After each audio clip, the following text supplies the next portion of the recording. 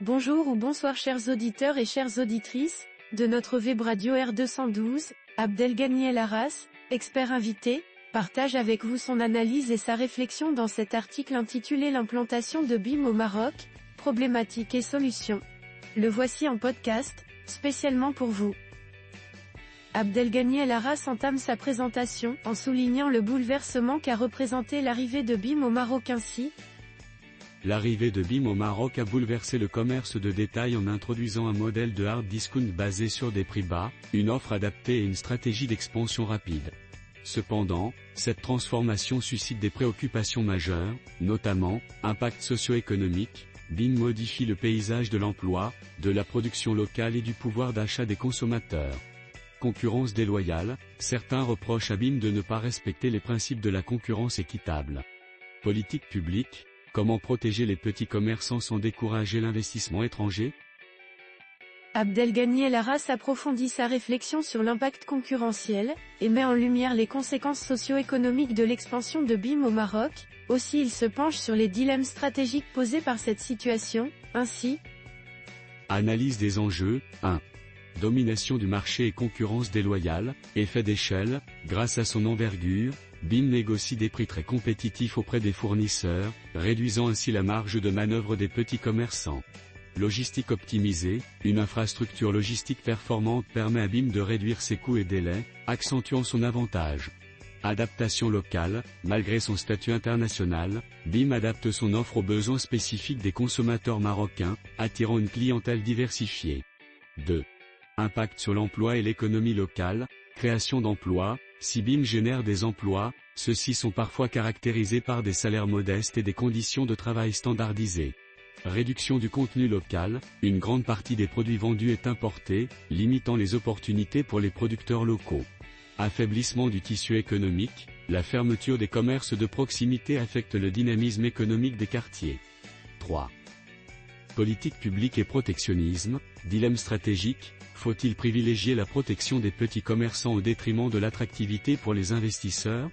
Mesures existantes, des droits de douane sur certains produits turcs visent à freiner les importations excessives, mais leur portée reste limitée. Soutien insuffisant aux PME, les politiques actuelles manquent de cohérence pour permettre aux PME marocaines de rivaliser avec des acteurs comme BIM. L'expert invité propose ensuite des solutions concrètes et multidimensionnelles de cette manière. Proposition de solutions, 1. Renforcement des PME locales, accès au financement, faciliter l'octroi de crédits et de subventions pour soutenir les commerçants. Programme de formation, former les petits commerçants pour améliorer leur gestion et leur compétitivité. Soutien à l'innovation, encourager le développement de solutions technologiques adaptées au commerce de proximité. 2. Régulation du commerce, concurrence équitable, renforcer les contrôles pour s'assurer que les grands distributeurs respectent les normes de concurrence. Encadrement des distributeurs internationaux, élaborer des lois visant à limiter la concentration excessive de parts de marché par les grandes enseignes. 3. Promotion de la consommation locale, label produit local, créer un label distinctif pour valoriser les produits marocains.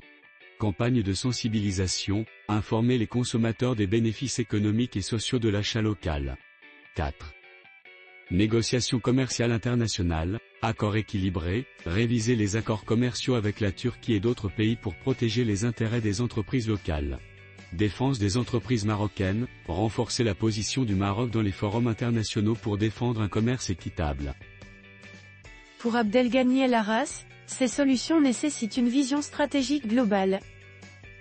La situation de BIM au Maroc illustre les défis complexes de l'équilibre entre ouverture économique et protection du commerce local.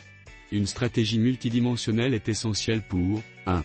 Protéger les petits commerçants en renforçant leur compétitivité. 2. Encadrer les grands distributeurs pour garantir une concurrence équitable. 3. Favoriser l'attractivité économique sans sacrifier les intérêts locaux. Les politiques publiques doivent se concentrer sur une vision à long terme qui place les PME marocaines au cœur de la croissance économique, tout en accueillant les investissements étrangers de manière structurée et responsable. Cette contribution de M. Abdelghany El Arras fait suite à la publication de l'article La pieuvre BIM, un défi stratégique pour le commerce de proximité au Maroc. Chers auditeurs de la web radio R212, merci d'avoir été à l'écoute de ce podcast, et de partager avec nous ce moment d'échange et de découverte. Votre présence et votre fidélité sont notre plus belle récompense. On se dit à très bientôt, si vous le voulez bien. Avec toute notre gratitude, l'équipe de R212.